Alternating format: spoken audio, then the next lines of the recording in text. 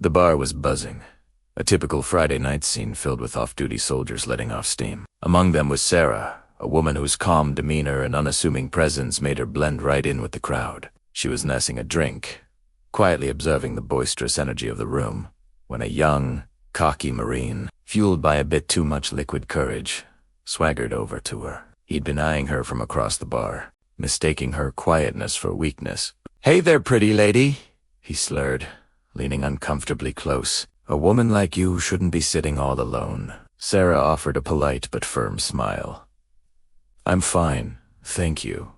I'm just enjoying some quiet time." But the Marine wasn't one to take a hint. He saw her dismissal as a challenge. His group of friends egged him on, their laughter echoing his arrogance. He reached out and, in a move of stunning disrespect, grabbed a lock of her hair, twirling it around his finger. "Come on," he insisted, his voice laced with condescension. "Don't be like that.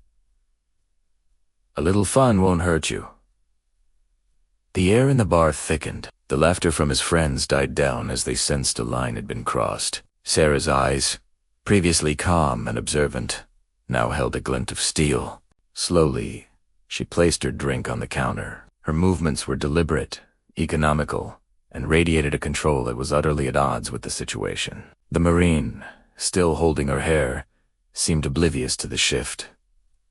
"What's the matter?" he taunted. "Cat, got your tongue?" Sarah turned her head slightly, her gaze locking onto his. "Let go of my hair," she said, her voice low and even, yet carrying an authority that cut through the bar's noise. The Marine just laughed, a dismissive, arrogant sound. "Or what? You gonna cry?" He tugged her hair again, this time with a bit more force, a smug grin plastered on his face. He was about to learn a lesson he would never forget. In a blur of motion, Sarah acted. She didn't scream or flail. Instead, she used his own momentum against him. A quick shift of her weight, a precise twist of her arm, and a sharp, targeted pressure on a nerve cluster in his wrist. The Marine yelped, his grip on her hair instantly releasing as a jolt of pain shot up his arm. He stumbled back, clutching his wrist, his face a mask of shock and agony. His friends, who'd been laughing just moments before, were now frozen, their jaws hanging open. The entire section of the bar had gone silent, all eyes on Sarah, who stood calmly, not a hair out of place. She hadn't even raised her voice.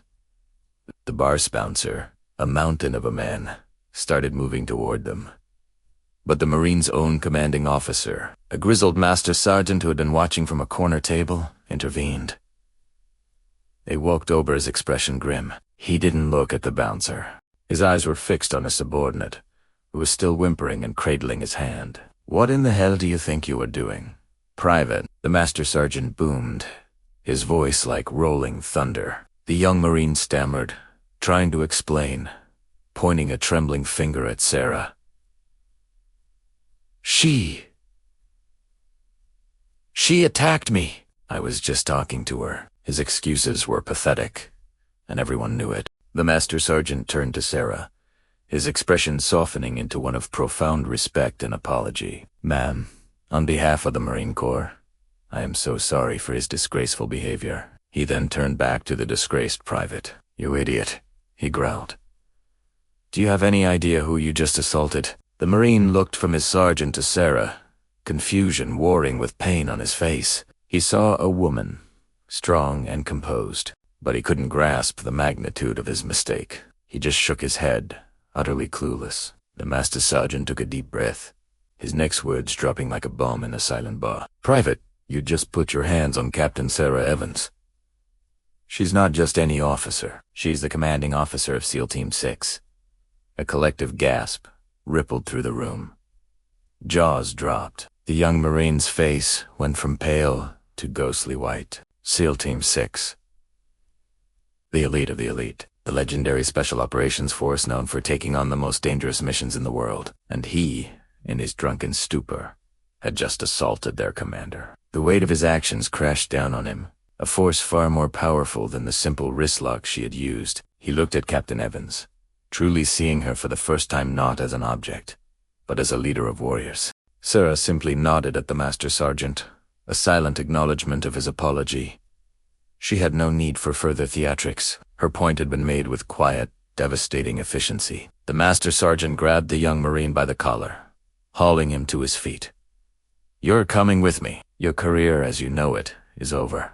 You'll be lucky if you're not scrubbing toilets in Antarctica by next week." He dragged the now sobbing Marine out of the bar, leaving a stunned silence in his wake. The Marine's friends, who had been so loud and boisterous before, now seemed to shrink into their seats, avoiding eye contact with everyone, especially Captain Evans. Sarah calmly picked up her drink and took a sip, as if nothing had happened. The bartender, wide-eyed, silently slid her another one on the house. A few moments later, a group of older veterans who had witnessed the whole thing approached her table. One of them, a man with a weathered face and a Navy emblem on his jacket, extended his hand. "Captain Evans," he said, his voice thick with respect. "That was the most professional takedown I've ever seen, inside or outside of a uniform. It's an honor." Sarah shook his hand, a genuine smile finally gracing her lips. "Just keeping the peace," she replied softly. The story spread like wildfire through the military community. The young Marine faced severe disciplinary action, his foolish act serving as a cautionary tale for generations of recruits to come. But more importantly, the incident became a legend. It wasn't just about a woman teaching a disrespectful man a lesson. It was a story about the true nature of strength. It's not about being the loudest or the most aggressive person in the room. True strength is quiet confidence, unwavering discipline, and the ability to command respect without demanding it. Captain Sarah Evans, a leader of the world's most formidable soldiers, proved that the most powerful weapon is often the one you never see coming. Thanks for watching. Don't forget to like and subscribe for more incredible stories.